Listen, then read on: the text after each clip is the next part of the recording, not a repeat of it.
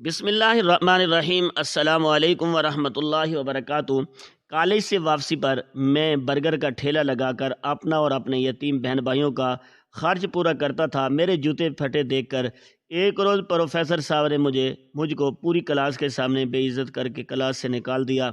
میں مسجد میں جا کر رونے لگا۔ اچانک میرے کندھے پر کسی نے پیچھے سے ہاتھ رکھا۔ میں نے چونک کر پیچھے دیکھا تو انسان کی زندگی میں کسی بھی قسم کا غم آ جائے وہ ہنس کر برداشت کر لیتا ہے، لیکن کبھی ماں باپ کے جانے کا غم نہیں آنا چاہیے۔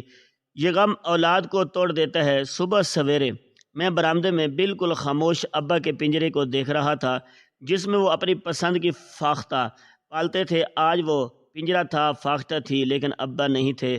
ان کے انتقال کو آج پورے 2 سال بیت گئے تھے، لیکن میں آج بھی اس وقت پر ہی کھڑا ہوا تھا۔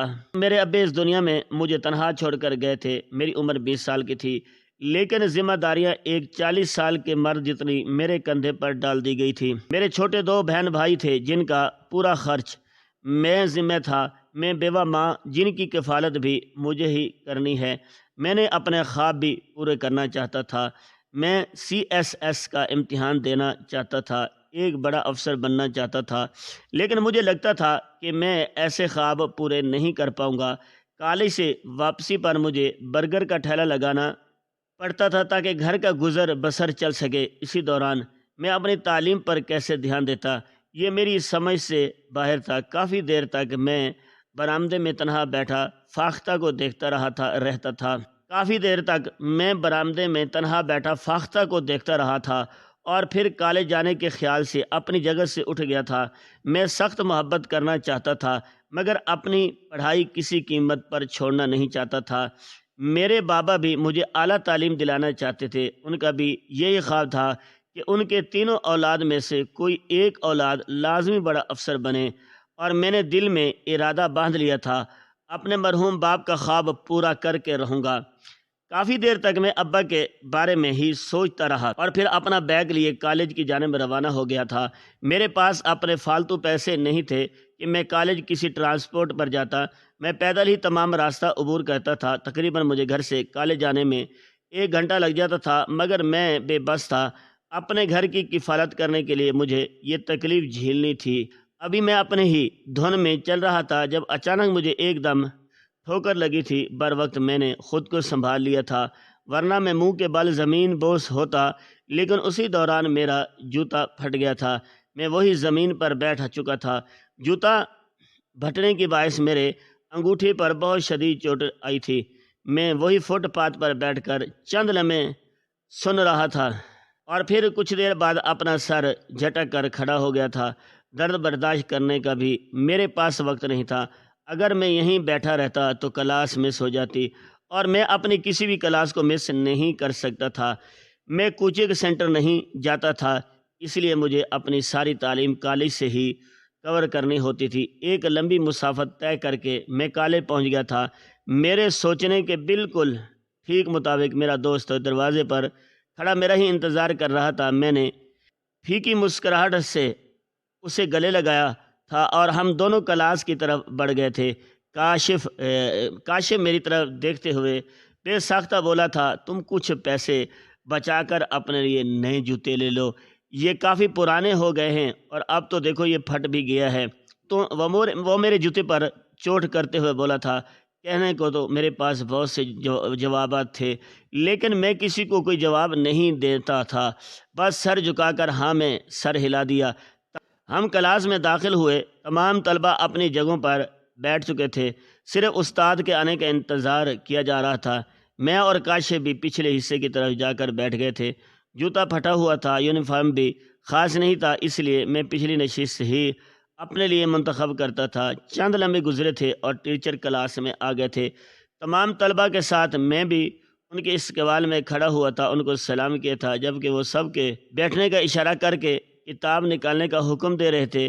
میں پوری طرح بورڈ کی طرف متوجہ تھا جب اچانک انہوں نے مجھے کھڑے ہونے کا اشارہ کیا تھا۔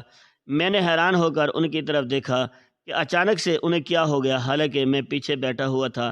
مجھے دیکھتے ہوئے بولے، سخت لہجے میں بولے، باہر آؤ۔ ان کا یہ انداز میرے سمجھ سے باہر تھا۔ ابھی کچھ دیر پہلے تو وہ بالکل ٹھیک تھے، پھر اچانک سر کیا ہو گیا؟ میں خاموشی سے اپنا کالر ٹھیک کر کے باہر آ گیا تھا۔ وہ مجھے اوپر سے نیچے تک دیکھتے ہوئے دھاڑ کر بولے تھے، یہ کیا لباس پہن کر آتے ہو تم؟ یہ کالج ہے یا پھر کوئی فیشن پارٹی ہے؟ فیشن پارٹی، پینٹ دوسری، کالر پھٹے شرٹ اور جوتوں کا حال دیکھا ہے تم نے؟ کلاس اس طرح لی جاتی ہے؟ ان کا انداز میرا سر جھکا گیا تھا۔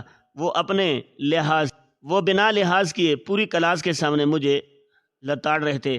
میں ہر استاد کو یہ سبق دینا چاہتا ہوں، ہر بچہ ایک جیسے دماغ کا نہیں ہوتا، ہر بچے کی جیب ایک جیسی نہیں ہوتی۔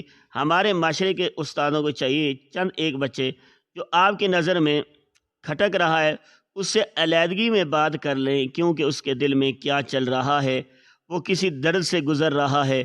آپ نہیں جانتے۔ میں بالکل خاموش رہا تھا، میں نے کچھ نہیں کہا تھا۔ وہ مجھے دیکھتے ہوئے مزید بولے، میری کلاس میں تم اس طرح کے لباس اور اتنے گندے جوتوں کے ساتھ نہیں بیٹھ سکتے۔ میں ایک اصول پسند انسان ہوں۔ کچھ دنوں پہلے تمہیں میں نے ایک دفعہ تاکید کی تھی کہ اپنے بال درست کرو، لیکن تم نے میری بات اپنے سر سے گرا۔ آج پھر تم میرے سامنے کھڑے ہو۔ میں اس بار بھی کچھ نہیں بولا تھا۔ میں استاد کی عزت کرتا تھا۔ میرے بابا اکثر کہتے تھے، استاد روحانی باپ ہوتے ہیں، ان کو ایک باپ کی طرح عزت دینی چاہیے۔ وہ مزید بولے تھے، آپ کلاس سے باہر جائیں، اگر آپ کے پاس جوتے آ جائیں اور یہ گندا یونیفارم چینج کرنے کے پیسے آ جائیں تب میری کلاس میں آنا، ورنہ میں آپ جیسے نااہل طالب علم کو اپنی کلاس میں بیٹھنے کے بالکل اجازت نہیں دیتا۔ ایک لمحے کے لیے میرا دل ہے کہ میں انہیں کہوں کہ آپ میرے تمام ٹیسٹ کاپی دیکھیں، میں نے کس طرح کارکردگی دکھائی ہے، لیکن میں بے وجہ کسی سے نہیں جھگڑتا۔ بابا کے انتقال بعد مجھے بالکل چپ لگ گئی تھی۔ میں چپ چاپ باہر آ کر لان میں بیٹھ گیا تھا اور خلا میں گھرنے لگا تھا۔ کافی دیر تک میں خاموشی سے وہیں بیٹھا رہا تھا اور پھر بیل ہو گئی تھی۔ مجھے دور سے کاشف اپنی طرف بھاگ کر آتا ہوا نظر آ رہا تھا۔ میں نے اپنی جگہ سے کھڑا ہو گیا تھا۔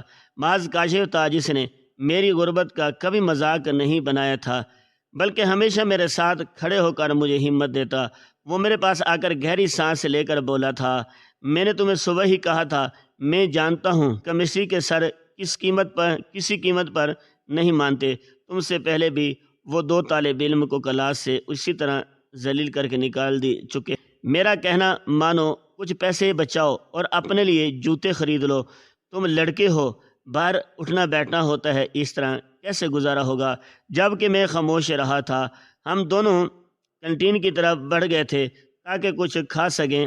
میں صبح ناشتہ کر کے نہیں آتا تھا کیونکہ میری والدہ کو شوگر تھی۔ صبح صبح اگر وہ جاگ جائے تو ان کی طبیعت سارا دن نڈھال رہتی تھی۔ اس بات کا مجھے بہت اچھے سے علم تھا۔ بابا کے بعد میں نے اپنی ماں کو ہتھیلی کا چھالا بنا لیا تھا۔ ان کے علاوہ میری زندگی میں کوئی نہیں تھا جس کی گود میں سر رکھ کر اپنے دل کا حال بیان کر پاتا تھا۔ ہم دونوں کینٹین میں داخل ہوئے تو کاشف نے 2 چاٹ آرڈر کیے تھے۔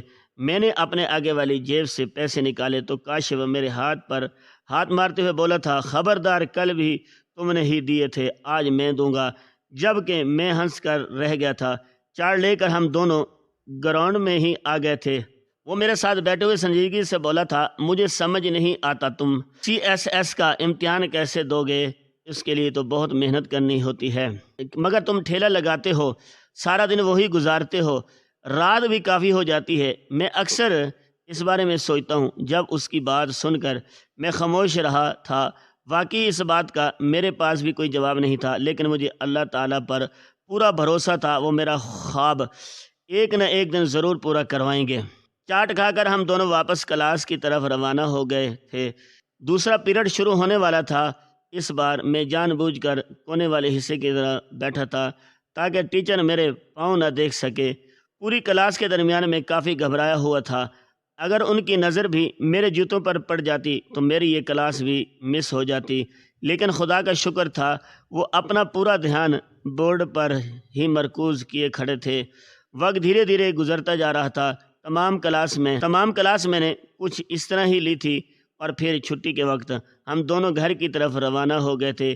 کاشف کے پاس بیگ تھی اکثر وہ مجھے گھر ڈراپ کر دیا کرتا تھا، لیکن آج میں نے اس سے منع کر دیا تھا۔ میرا ارادہ مسجد جانے کا تھا۔ میں کچھ دیر اللہ تعالیٰ کی بارگاہ میں حاضر ہونا چاہتا تھا۔ صبح ہوئی بے عزتی کے بعد میرا دل بہت بھاری ہو رہا تھا۔ ایسے لگتا تھا کہ میں کسی بھی وقت رو پڑوں گا، اسی لیے میں مسجد کی جانب روانہ ہو گیا تھا۔ ہاں، مجھے امی کی فکر تھی کہ وہ میرا انتظار کر رہی ہوں گی، لیکن فی الحال میں نے دربار الہی میں حاضری دینا ضروری سمجھا تھا۔ مسجد میں داخل ہو کر میں نے ایک طرف اپنا بستر رکھا تھا اور جوتے اتار کر میں غسل خانے کی جانب روانہ ہو گیا تھا۔ وضو بنا کر میں سیدھا پہلی صف میں کھڑا ہو گیا تھا۔ دھیرے دھیرے مسجد بھرنے لگی تھی۔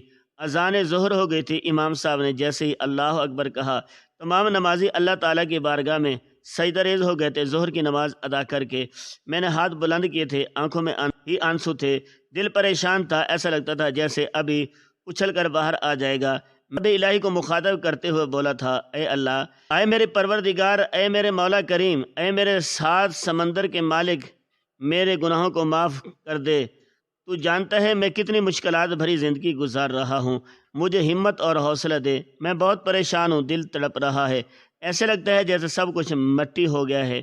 میرے اللہ، تو ہی ایسا واحد ذریعہ ہے جو مجھے واپس عروج دے سکتا ہے۔ میں CSS کا امتحان پاس کرنا چاہتا ہوں، مگر میرے پاس اتنی مال و دولت نہیں ہے، لیکن تجھ پر یقین ہے، تو سب کو کروا دے گا۔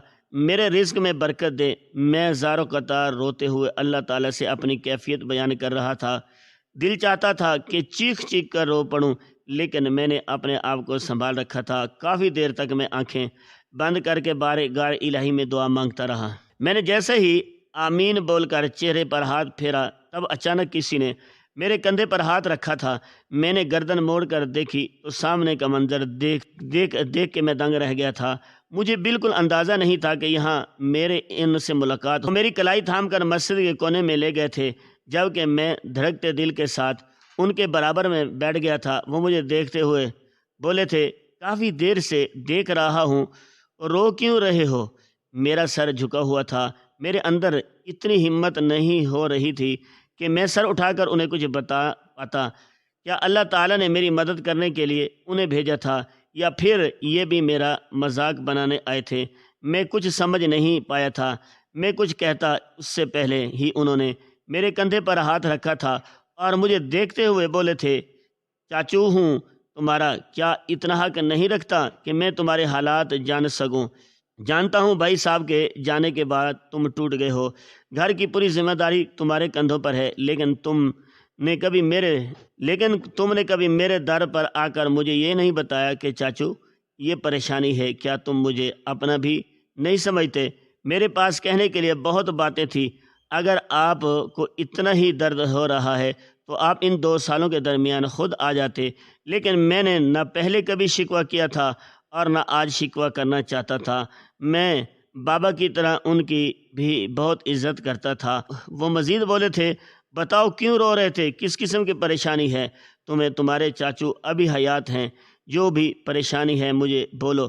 ان کا بار بار کہنا مجھے کچھ دیر کے لیے سوچنے پر مجبور کر گیا، اور پھر میں سر جھکا کر انہیں اپنی تعلیم کے اخراجات کی پریشانی بتانے لگا تھا کہ میں CSS کا امتحان دینا چاہتا ہوں، لیکن میرے پاس رقم نہیں ہے۔ تعلیم حاصل کرنے کے لیے مجھے رقم چاہیے۔ گھر کا گزارا ٹھیلے کے ذریعے ہو رہا ہے، لیکن تعلیم کا خرچہ اٹھانا میرے بس کی بات نہیں ہے۔ بس یہی وجہ ہے مجھے پریشان کر رہی ہے۔ بابا مجھے افسر بنانا چاہتے تھے، وہ یہی خواب لے کر وہ اس دنیا سے چلے گئے ہیں۔ بس میری دلی خواہش ہے کہ میں اپنے باپ کا یہ ارمان پورا کروں۔ میری بات سن کر کافی دیر تک وہ خاموش رہے تھے، اور پھر میرے کندھے پر ہاتھ رکھ کر بولے تھے، اللہ تمہارا حامی و ناصر ہو۔ میں دعا کروں گا کہ تمہاری مشکلات حل ہو جائیں۔ اب مجھے اجازت دو، دیر ہو رہی ہے۔ ان کا اچانک سے بدلتا ہوا رویہ میری سمجھ سے باہر تھا۔ مجھے لگا تھا کہ ہو سکتا ہے وہ میری مدد کر دیں، لیکن آج کے زمانے میں اتنے بڑے دل کے لوگ کوئی نہیں ہیں۔ اپنا سکا خون بھی ایسے وقت میں سفید پڑ جاتا ہے۔ بھلا میں ان سے کیا ہی امید لگاتا؟ میں بھی اپنا سر جھٹک کر گھر کی طرف روانہ ہو گیا تھا۔ میرے سوچنے کے بالکل ٹھیک مطابق میرے اماں دروازے کے پاس ہی کھڑی کافی ہلکان ہو رہی تھی۔ بابا کے انتقال کے بعد وہ میرے ہر خبر رکھتی تھی۔ میں کہاں جا رہا ہوں، کہاں سے آ رہا ہوں، کتنے بجے گھر لوٹا ہوں، میں نے کھانا کھایا یا نہیں، سب کچھ ایسا لگتا تھا جیسے وہ مجھے ایک چھوٹا بچہ سمجھ کر پال رہی ہوں۔ میں ان کی اس مصروفیت کو بہت اچھے سے سمجھتا تھا۔ میں اندر داخل ہوا تو وہ میرے کندھے پر ہاتھ رکھتے ہوئے بولی تھی، سمیر حد کرتے ہو، تم نے گھڑی دیکھی ہے؟ 1:30 بجے تم گھر لوٹ آتے ہو، آج 2:30 بج گئے ہیں۔ تمہیں اپنی ماں کا بالکل خیال نہیں ہے؟ کہاں تھے تم؟ وہ پانی کا گلاس میری طرف بڑھاتے ہوئے بولی تھی، جبکہ میں ایک جھٹکے میں پورا گلاس حلق میں انڈیل گیا تھا اور ان کو دیکھتے ہوئے پرسکون لہجے میں بولا تھا، نماز پڑھنے گیا تھا، وہاں دیر ہو گئی ہے، پتہ ہے دوائی لی ہے؟ جبکہ وہ سر جھکا کر میرے برابر میں بیٹھ گئی تھی، وہ دھیمی آواز میں بولی تھی کہ کل رات کوئی تمہیں بتایا تھا دوا ختم ہو گئی ہے، اب تم لا کر دو گے تو میں کھاؤں گی۔ جبکہ میں فوراً اپنی جگہ سے کھڑا ہو گیا تھا، میرے ذہن سے بالکل ہی یہ بات نکل گئی تھی۔ اماں کی دوائی کے پیسے میں مہینے کے شروع ہی میں نکال لیا کرتا تھا۔ میں ان کو دیکھتے ہوئے بولا تھا، میں بس 10 منٹ میں لے کر آیا، میرے لیے کھانا گرم کریں۔ جب وہ فوراً بولی تھی، نہیں پہلے تم کھانا کھاؤ، اس کے بعد جانا، دوائی آتی رہے گی۔ مگر میں بے چین ہو گیا تھا، میرے پاس اب ماں کے سوا اور کوئی رشتہ نہیں تھا، میں ان کے معاملے میں بالکل سمجھوتا نہیں کر سکتا تھا۔ ان کی بات کو نظر انداز کیے میں فوراً باہر کی طرف بڑھا تھا اور ٹھیک آدھے گھنٹے بعد ان کی دوائی لے کر حاضر ہو گیا تھا۔ وہ اب بھی ہلکان ہی ہو رہی تھی۔ بہرحال میں نے اپنی آنکھوں کے سامنے انہیں دوائی کھلائی تھی اور پھر حلق میں نوالہ انڈیلا تھا۔ ہر نوالے پر میں اللہ کا شکر ادا کرتا تھا کہ اس پاک ذات نے باپ کے مرنے کے بعد کسی کے آگے ہاتھ پھیلانے کی نوبت نہیں دی تھی۔ اللہ تعالیٰ نے ہمارا دسترخوان بھرا ہی رکھا تھا، پورا دن معمول کے مطابق گزرتا تھا۔ کھانا تناول کرنے کے بعد میں ٹھیلے کی طرف روانہ ہو گیا تھا۔ کافی دیر تک میں آج ہوئی چاچو سے ملاقات کے بارے میں ہی سوچتا رہا تھا۔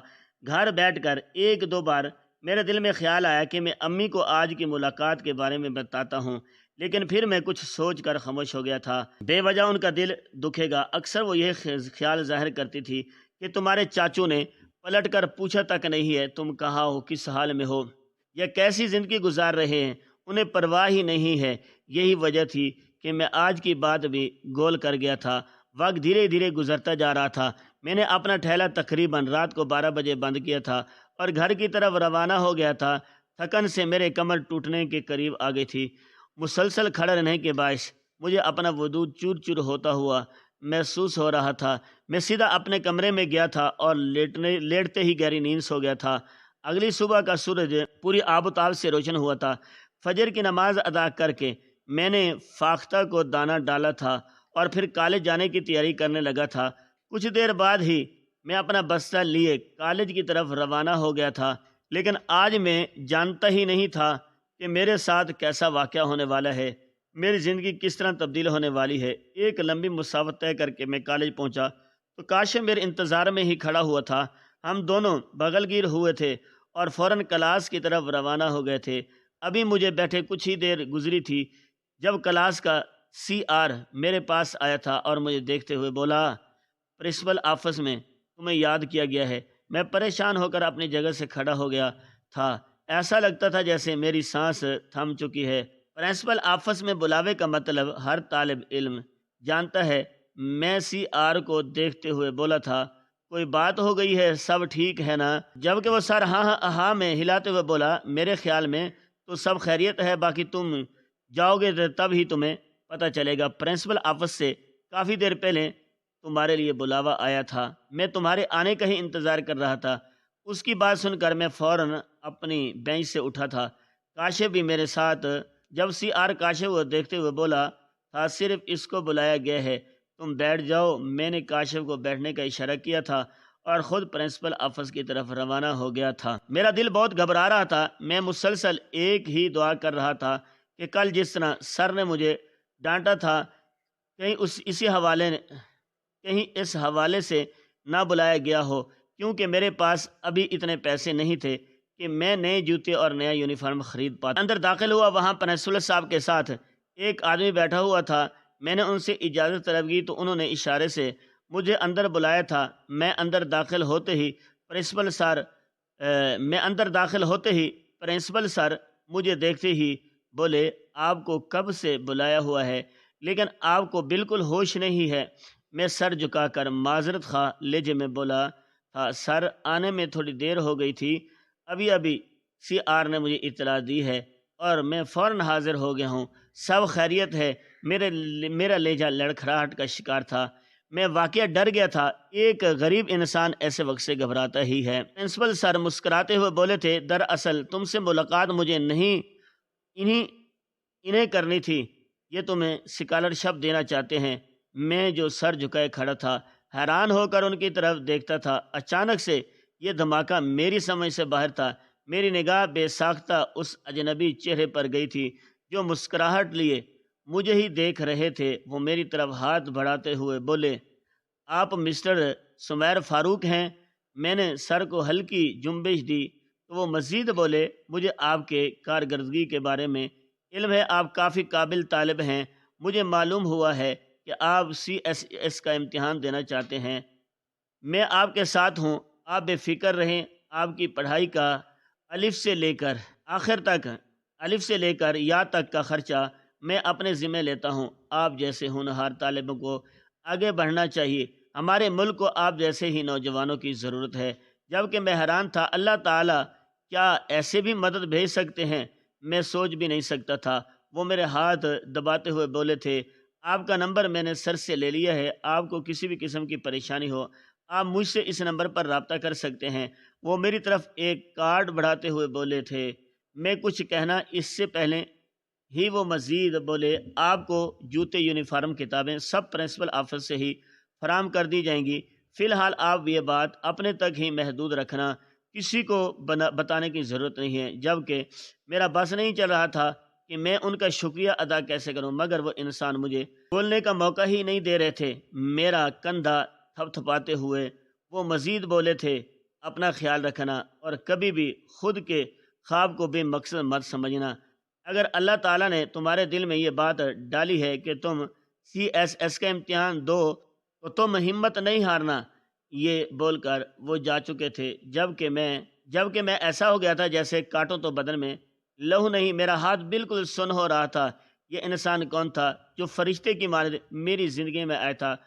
پرنسپل سر مجھے دیکھتے ہوئے بولے، آپ بہت خوش نصیب ہیں سمیر کہ بیٹھے بٹھائے آپ کو اتنی اچھی اسکالرشپ مل گئی ہے۔ یقیناً یہ آپ کے کوئی رشتہ دار ہے یا پھر ذاتی طور پر آپ کو جانتے ہیں۔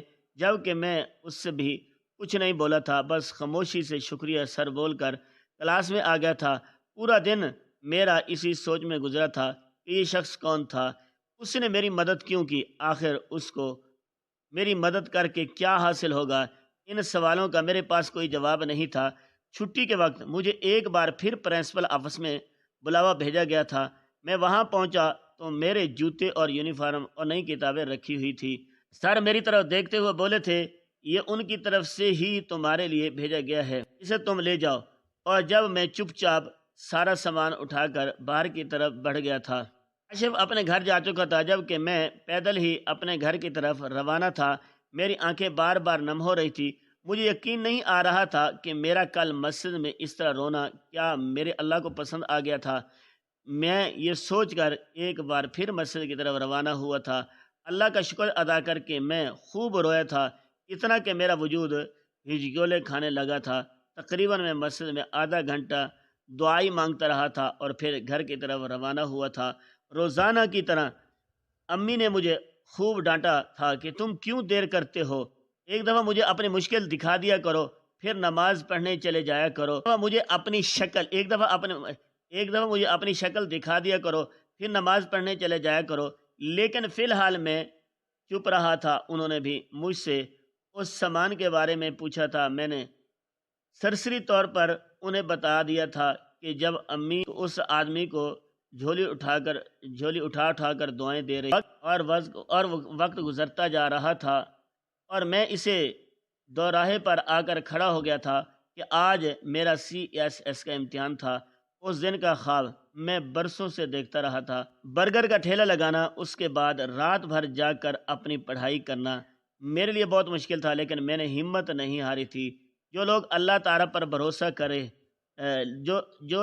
تعالیٰ پر بھروسہ رکھ کر آگے قدم بڑھاتے جائیں، وہ کبھی ہمت نہیں ہارتے۔ میں امتحانی کمرے میں بیٹھا کافی پریشان تھا، مسلسل قرآنی آیتوں کا ورد کر رہا تھا، اللہ تعالیٰ کو یاد کر رہا تھا کہ میری مشکل آسان ہو جائے، میرا پیپر اچھا آ جائے، میں بھی ایک بڑا افسر بن جاؤں۔ کچھ دیر بعد ہی امتحان کے کمرے کے استاد آ گئے تھے۔ تمام طالبہ کو پیپر تقسیم کر دیا گیا تھا۔ میں نے جیسے ہی پیپر کی طرف نگاہ دوڑائی تو میرے چہرے پر مسکراہٹ پھیل گئی تھی۔ پرچہ میری سوچ کے مطابق آیا تھا۔ وقت گزرتا جا رہا تھا اور پورے 3 گھنٹے بعد مجھے سے پرچہ لے لیا گیا تھا، لیکن میں مطمئن تھا، میں نے کافی بہترین امتحان دیا تھا۔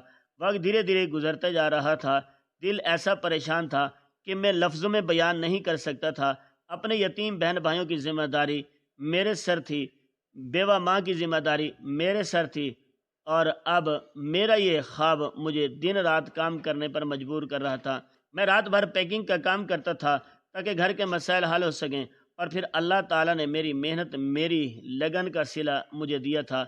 میرا CSS کا امتحان پاس ہو گیا تھا۔ اس دن میں سجدے میں گر کر خوب رویا تھا۔ ایسے لگتا تھا جیسے اللہ نے مجھے ایک ایسا مقام دے دیا ہے جس کا میں اہل نہیں تھا۔ لیکن آج میں اس آدمی سے ملاقات کرنا چاہتا تھا جس نے میری مدد کی تھی، اس ڈونر سے ملنا چاہتا تھا جس نے مجھے اسکالرشپ فراہم کی تھی۔ آج تک میں نے اس پر نمبر پر کال کی نہیں تھی۔ ہمیشہ میری پریشانی سے پہلے ہی مجھ تک رقم پہنچا دی جاتی تھی۔ آج پہلی بار میں نے اس نمبر پر کال کی تھی۔ پہلی دفعہ پر بھی کال ریسیو کر لی گئی تھی، اور آگے سے جو آواز مجھے سننے کو ملی تھی وہ میرا پورا وجود پتھر کر گئی تھی، اور آواز کسی اور کی نہیں بلکہ میرے چاچو کی تھی۔ ہیلو، کون بات کر رہا ہے؟ یہ الفاظ نہیں تھے بلکہ پگھلا ہوا شیشہ تھے جو میرے کان میں اونڈیلا گیا تھا۔ اس تعلیم کے دوران جتنی نفرت میں نے اپنے چاچو سے کی تھی اس کا کوئی مقابلہ نہیں تھا۔ ہاں، میں کہتا نہیں تھا لیکن مجھے بہت افسوس ہوتا تھا۔ وہ ایک دم بولے تھے، سمیر بات کر رہے ہو؟ اور یہاں آ کر میری بس ہو گئی تھی۔ میں نے ہچکیوں سے رونے لگا تھا۔ میرا بس نہیں چل رہا تھا کہ میں ان کا گربان پکڑ کر جھنجھوڑ دوں کہ آپ اتنے سال تک میری چھپ کر مدد کرتے رہے لیکن آپ نے کیوں نہیں بتایا؟ میں کچھ کہتا اس سے پہلے ہی وہ بولے تھے، میں جانتا ہوں تم رو رہے ہو، میں یہ بھی جانتا ہوں تم حیران ہو، بس اتنا سمجھ لو، جو کام چھپ کر کیے جاتے ہیں تاکہ دنیا حسد نہ کر سکے اور لوگ باتیں نہ بتا سکیں اور لوگ باتیں نہ بنا سکیں، میری دعا ہے تم بہت کامیاب رہو۔ میرے بھائی کا تم نے یہ خواب پورا کر کے میرا سینہ فخر سے چوڑا کر دیا ہے۔ میں مانتا ہوں سمیر، میں تم لوگوں کے دہلیز پر نہیں آتا، لیکن وجہ بھی بہت اہم ہے۔ میں اب اس دہلیز کا اب سامنے ہی نہیں کر پاتا جہاں میرا بھائی رہتا تھا۔ مجھ سے دیکھا ہی نہیں جاتا، وہ گھر خالی ہے، لیکن اب مجھے فخر ہے کہ تم افسر بننے والے ہو اور آپ پورے گاجے باجے کے ساتھ میں تمہارے پاس آؤں گا۔ ان کی بات سن کر میں روتے روتے ہی ہنس پڑ دیا تھا۔ آپ سب کو میں ایک سبق دینا چاہتا ہوں۔ زندگی میں بہت سے ایسے لوگ آپ کے ارد گرد موجود ہیں جو آپ سے دور ہیں، لیکن وہی آپ کے دل کے بہت قریب ہوتے ہیں۔ بس آنکھیں کھول کر انہیں دیکھیں اور انہیں پہچانیں۔ نفرت کرنا مسئلے کا حل نہیں ہوتا، محبت کرنا زندگی کا خوبصورت پہلو ہوتا ہے۔ نیکی کریں اور دریا میں ڈالیں، اور اجر کی امید صرف اللہ سے کریں۔ بے شک میرا رب بہترین عطا کرنے والا ہے۔ ہماری آج کی یہ کہانی آپ کو کیسی لگی؟ کمنٹ باکس میں اپنے رائے کا اظہار ضرور کریں، اور مزید اس طرح کی سبق آموز کہانیاں سننے کے لیے ہماری ویڈیو کو لائک